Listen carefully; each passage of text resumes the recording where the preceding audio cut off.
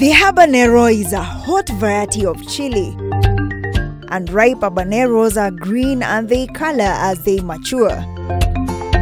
The most common color variants are orange and red, but the fruit may also be white, brown, yellow, green, or purple. Typically, a ripe habanero is 2 to 6 centimeters long. Hey, but first be warned, Habanero chilies are very hot, rated about 100,000 to 350,000 on the Scoville scale. The habanero's heat flavor and floral aroma make it a popular ingredient in hot sauces and other spicy food. Habaneros thrive in hot weather. Like all peppers, the habanero does well in an area with good morning sun and in soil with a pH level around 5 to 6, slightly acidic. Overly moist soil and roots will produce bitter-tasting peppers. Daily watering during flowering and early setting of fruit helps prevent flower and immature fruit from dropping. But flower dropping rates often reach 90% even in ideal conditions. The habaneros is a perennial flowering plant, meaning that with proper care and growing conditions, it can produce more flowers and thus more fruits for many years. Habanero fruits are good candidates for a container garden. Now let's get right into it.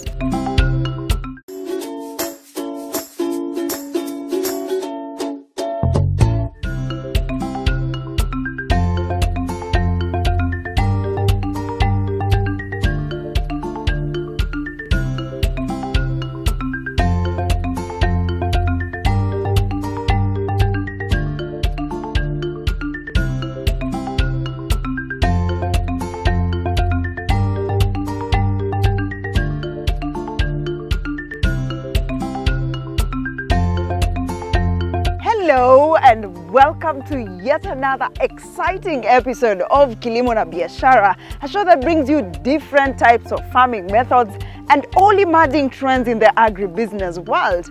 Well, there are various types of chilies available across the world, but today we want to explore one of the hottest chilies amongst other hot chilies. We are exploring Habanero chili. How about that? Then let's go find our farmer in the farm.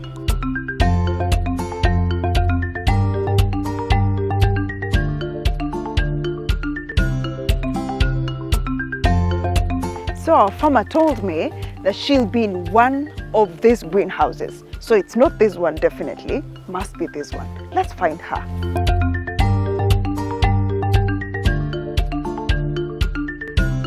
Leah! Yes, Linda. Hey, how are you? I'm doing so fine. How are the crops? They're good. Wow, this is how habanero looks like. Yeah, these are the seedlings. You know, I had to come back after I saw your work that you did on cherry tomatoes. Yeah, thank you. You promised to come back. You're so welcome. So where do we start? We are going to transplant our seedlings. Now show me how to do it. Yeah, so we use a spacing of 30 by 40 centimeters. So one of our seedlings is going to be here, and then we have to dig a hole. So you just dig with your hand? Yeah, remember this is hydroponic farming, so we just have our media that is very fine. This is pumice. So it's soilless media. Yeah, so we'll just have our seedling there. Yes. It's planted inside this membrane bag, and our media here is called coco peat. We use coco peat because coco peat is more water retaining, and then the pumice here is for later growth of the plant when the roots are moving around. So mainly it's to keep it steady? Not really more of steadiness, but it's more of aeration. Pumice is porous, so it brings a lot of aeration to the plant. So you plant this one? I can help you. Yeah, so remember this was 30 centimeters. Then 40. And then this is 40. It can be even to 45 because our habanero seedlings grow to very big plants. Yeah, so they need a lot of spacing. Yeah, so you plant like that. Yes. You just make sure that when you are sealing it, the first foliage is not covered by the media. Yeah. So after you've put this coco peat, that's all that you require. You don't put anything else? Not really, you have to water. remember, a plant needs support, that is the media, and it also needs water. Yeah, so we'll have to water using our drip lines. After we have transplanted, we're going to pump the water. It will come through our drip lines. Remember, we've just planted exactly at the emitter. Yeah, so that when the plants are young, they need water directly from the emitter. But later on, when they are growing, the roots can access the water from wherever surrounding in the media. So it's water only, not even fertilizer? Not really. Hydroponic system, the technology, the way we said, we use water and nutrients. So we have our nutrients that will be passing with the water. The water won't be passing alone. So when you talk about nutrients, which type of nutrients are these? Yeah, they're the soluble fertilizers. In the normal conventional farming, they use the solid fertilizers that are, when it rains, they get later on soluble in the soil. But for this one, they dissolve easily. So we just mix them with the water and we pump them. And this one here, I planted here. Yeah. Okay. Just make the hole. Like this. Yeah, make sure it's fully. Yeah. So you have to put the media to cover these cocoa pits. Yes. So how long will it take before you start harvesting? Now this is what is called transplanting. It was from the nursery, and then now this is the seedling. It's in the seed bed, or rather we've just transplanted it to our greenhouse that is now our seed bed. So after this we'll be watering. For the first day we just do water alone. And the next morning, what do you do? We will come back and mix our nutrient with our water, and then we will feed it to our plant. So how long will it take before you start harvesting? 3 months. Especially in hydroponics, within the 2.5 months, we start seeing the fruits, or rather what we call fly picking. Some fruits will be ready by then, but in the 3rd month, that's when we are sure that we are harvesting. So Leah, by the time it gets to 3 months, what are the management practices at this level especially? So far, sometimes you'll just find some pruning. You'll just remove the lower leaves mostly, but habanero doesn't really have a lot of management practices because we want it to be bushy. So what other stages of this particular crop do you have in this farm? So we have the fruiting stage that we harvest. That is now after the 3 months onwards. I'm curious to see the other stages. So would we go there? Yeah, sure. Okay, lead us through. But you're doing a good job. This polythene, it has to be specifically black. Yeah. It doesn't need light. So in the next greenhouse, they are all grown. Yeah, they're fruiting. Actually, we are harvesting. Ah. Yeah. Let me see this habanero. I'm so curious. You see they are like capsicums. Yeah, small capsicums. Tiny ones, of course. Yeah. Ah, they actually look like small capsicums. Yeah, with all types of colors. Yeah. There's green, red, and also there's an orange one. I've seen it here. How many varieties do you have here? Yes, so here we have the orange variety, we have the yellow variety, and we have the red variety, and they're still habanero. No, Leah, introduce us to habanero, because I'm so sure some people have gotten used to the regular chilies. What is Habanero Chili? So Habanero Chili is in the pepper family.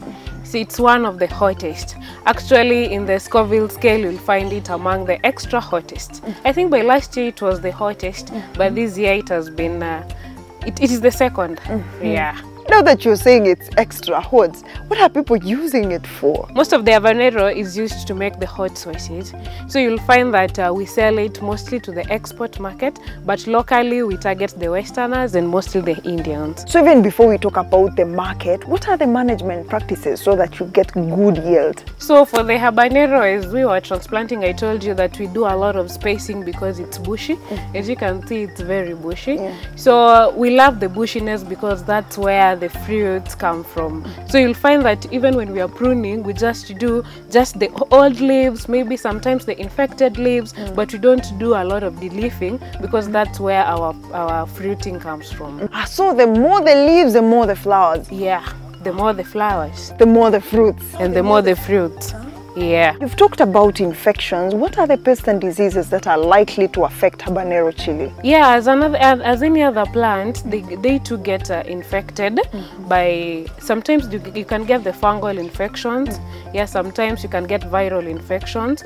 But as farmers, we know exactly what to expect at what time. So you find that we do a lot of preventive measures, especially when it comes to pests. We know that this one, mostly you find the aphids and maybe you'll find the spider mites. Amongst all the crops, because you also do cherry tomatoes, how did you settle on growing Habanero chili? For me, farming has been a passion. And I had to live my dream. I had to look for sources of how I'm practically actualizing my dream. So I took a training, and it happened that during that time there was a partnership between Equity Bank, there was Mastercard, there was GIZ. So after getting the training from the institutions that these organizations partnered with, I got funding from Equity Bank that allowed me to have one greenhouse. So after having one greenhouse, and mostly because if I wanted to approach agriculture the traditional way, I wouldn't have managed it. I had to approach it a business way. So I had to look for what is selling in the market. And along the way, I found tomatoes, I found capsicums, and finally I got habanero, which is quite really selling. Oh yeah, I know you also do cherry tomatoes. So if you compare it with Habanero chili, which one fetches better earnings? So in relation to cherry, they are quite on the same level because we do both. So you'll find that in the market, for the cherries, we do like 60 bob a panet. But even for this one, we do like 80 bob a panet. So they range the same. But now talking about market, where is your market? Where do you sell this? So we have like a contracted export market. We are certified by KFIS. So we are allowed to sell to the export market. And our surplus we sell to the local market, which I said earlier. We do the Indians and we do the Europeans. What are the challenges that you go through as a Habanero chili farmer? So financing is one of them. Another very critical thing is the knowledge. So many farmers, young farmers want to farm, but they really don't know what am I farming, or they don't know what if I farm this, is it going to give me something back? You're a very youthful farmer.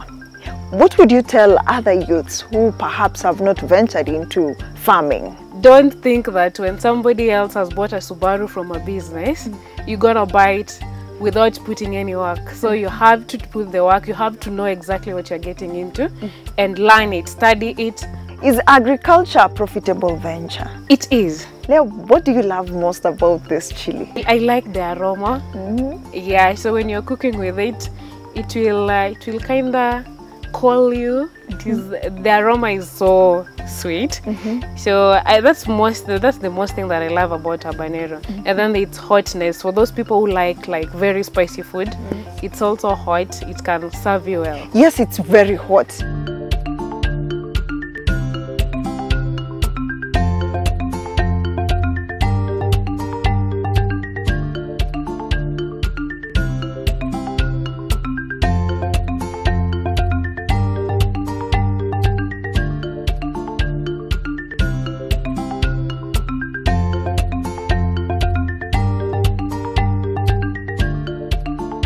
Now, do you like the taste of habaneros but can't quite handle the full heat?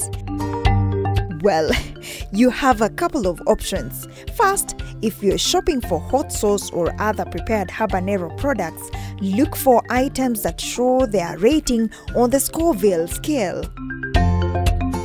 The lower the number shown, the less spicy the peppers involved. Secondly, the hottest parts of habanero pepper are its seeds and its membrane.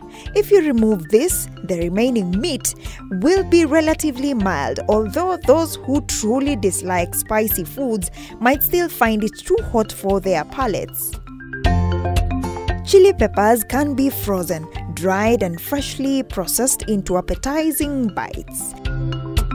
When dried, the taste of these chilies becomes more intense. When frozen, chilies lose their firm flesh.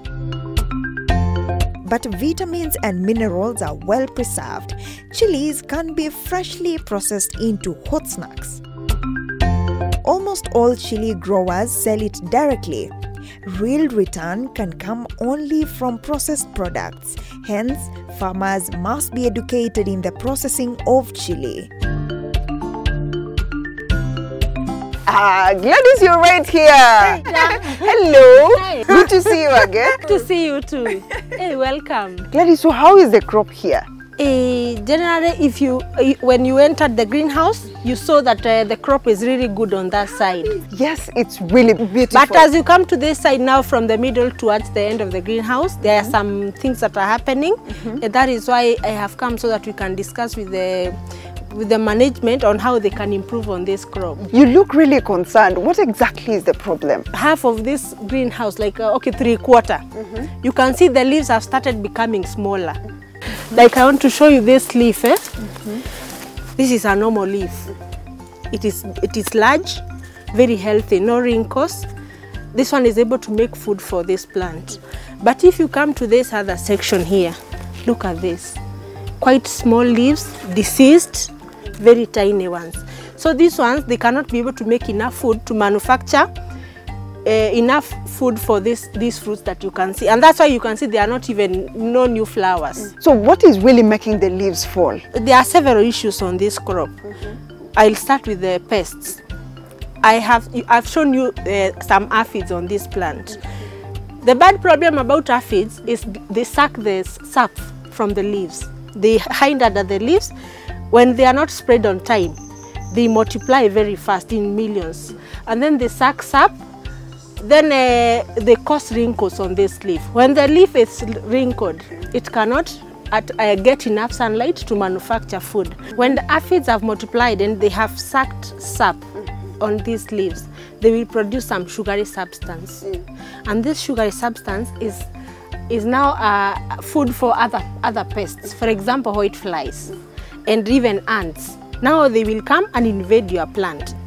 That is why it is important when you are scouting from the word go. I don't have a lot of problems with aphids in plants because there are so many ways that you can control them. How do you control them? Because I see the entire plant has been affected. If you just do spraying after scouting, you will not have problems with aphids. But when you leave them to stay on the plant for a long time, these are some of the results that you are going to have. Look at this plant now. Even white flies decided, okay, there is food, so they came. So you've mentioned aphids and another one. What are your recommendations though to the farmer now that you've identified this particular pest? Yes, so the first thing I would recommend to this farmer that this plant should be opened. You know, these pests mostly they like where the crop is crowded. They can hide, and you cannot be able to reach them with a pesticide like now, or even a foliar feed, because most of the leaves are now hidden. If you look at this crop inside, it's really dark. So what I would recommend to this farmer, first of all, open up the plant. It is recommended that you prune your plant at early stage, maybe at the second month. You leave only 2 branches to go up. Gladys, so aside from the pest that you've talked to me about, what are other diseases that can affect this particular crop? The first major disease that can wipe out all your crop is virus. It's a very serious disease because that one farmer has no control over it. Unless you control now the pest that we talked about earlier, you can be able to manage the virus. But if your crop is affected, you cannot be able to control the virus. So how does the virus look like? The viruses make the fruits to look discolored, like they don't have uniform colors. You can even look at these fruits, you can look at them. This is now mosaic virus. Then we have, it's called mottling virus. Then we have on leaves also. You find the leaves are quite small, they are shriveled, they are discolored. That is also another one, and then they will die. From pests and diseases, from an expert point of view, maybe just introduce us to what Habanero chili is. A Habanero chili is not a crop that is known by very many farmers. Only a few who have done enough research, because it's mostly for export purpose. Companies contract people to grow it for export purposes, and it has very strict conditions from KEFIS, because it has a quarantine pests that attack it. You have to grow it under a netted place. You can't grow it outside like just free and then you export, unless you are growing it for local market. So what I know is that with this kind of chili, this one, mostly it's grown for export, because In Kenya, only few Indians in Nairobi will feed on this. They use it in the sauces and also in hot soups. So aside from habanero chili, if you compare it with the rest of the varieties available in the country when it comes to chilies, how is the momentum or uptake of habanero chili? You see the way it is grown by a few farmers, it means it has, because of the conditions that are permitted to grow this crop, only few farmers can manage it. So the market is there. So the people who are able to grow it under the conditions specified by KEFIS, they always have market. Gladys, I want to ask you a funny question. What makes chili hot? That's a bit hard question for me because it's usually hotness. It's usually done at the breeding place, at the breeding site. It's genetics of the crop. They either make it hot, mild hot, or too hot. They play around with genetics. That's why you find you are able to eat. Personally, I am not able to eat habanero. I am not able to eat Scotch bonnet. But if you give me, for example, a red demon, I can eat a bit in meat or even in my soup. People say that when you consume chilies, it helps you drain a lot of fat or maybe lose weight. Is it true, or maybe what are the real nutritional values of habanero chili? The most one that is that makes people to eat the hot chilies is the antioxidant part of it. It is able to remove harmful things in the body, and even people are saying if you have a habit of eating this chili, even it is able to suppress cancer cells. You know, cancer cells grow when there is a lot of sugar in the body. So what are the key things, especially for a farmer who has seen this show and is interested in venturing into this particular type of farming? What are the key things? The first thing is quality seed. There are so many seeds in the market. You must get quality seed. Seed that will be resistant to the viruses, for example. It will give you quality fruits. Like, you know, there is the size that is recommended for export market. Some sizes are quite small. Then you also have to factor in the land where you are growing this chili. Nowadays, they are doing it under netted place. You cannot just grow habanero outside there and then you want to export. It must be under a net if you want to be certified by KEFIS. Yeah, those are some of the major factors, and then also know where you are going to market it. There are contract people who come and make contracts with farmers. Go and look for them, have a contract so that you know where to supply your chili, so that you are not desperate when they are ready for harvesting. Yeah. So once you start harvesting habanero chili, how many times will you keep harvesting? Once a week, twice a week? In this farm, they do it twice a week, and you can do it for as long as 6 to 8 months. Even some people will go to 1 year depending on management. So it's a very good crop. You don't concentrate so much on it, but if you do it the right way from the ground, you will really enjoy the fruits. Are they heavy feeders though? Because of the nature of the market, the market is good, so the farmer is getting money. So the farmer is able to reinvest, for example, in terms of fertilizer, to reinvest in terms of chemicals and foliars, biostimulants. And it's not too expensive to grow this crop. You actually, in some places where they put traps for the force codling moth, you reduce on spraying regimes.